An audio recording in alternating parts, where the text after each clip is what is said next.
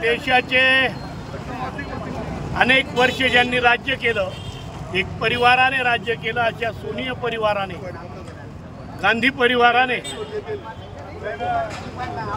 पंडित जवाहरलाल नेहरू हयात असताना एक काँग्रेसने मुखपत्र, नॅशनल हेराल्ड म्हणून मुखपत्र काढलं होतं। त्याच्यासाठी 500 कोटी रुपये हे असताना ते पत्र कुणाच्या हातात पडलं, कुणी किती वाचले हे सांगता येत नाही।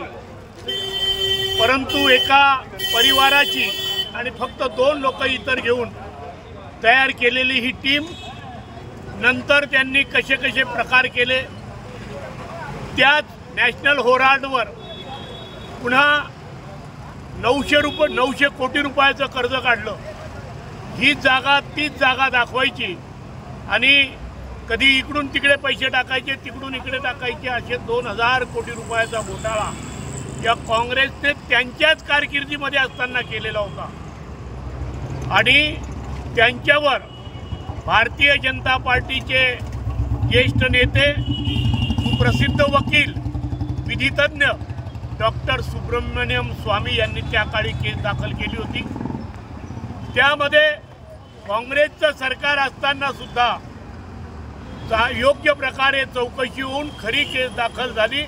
त्यावेळेस यांनी, मायलेकांनी, पप्पूने आणि सोनिया गांधींनी कोर्टातून जामीन मिळवलेला आहे, हे जामीनवर आहेत आजही। आणि ती केस ईडीने पुन्हा तिची चौकशी केली।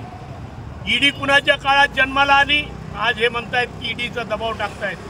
ईडीचा जन्म काँग्रेसनेच केलेला आहे।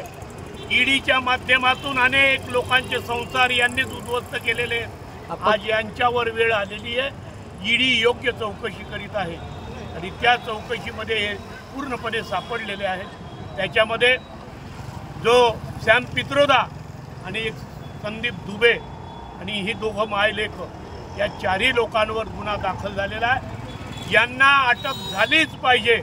या देशामध्ये कायद्याच्या पुढे कोणी लहान नाही, कोणी मोठा नाही आणि म्हणून यांना अटक झाली पाहिजे। यासाठी भारतीय जनता पार्टीच्या वतीने, भारतीय जनता पार्टी युवा मोर्चाच्या वतीने या ठिकाणी यांना अटक करा यासाठी आंदोलन करण्यात आले।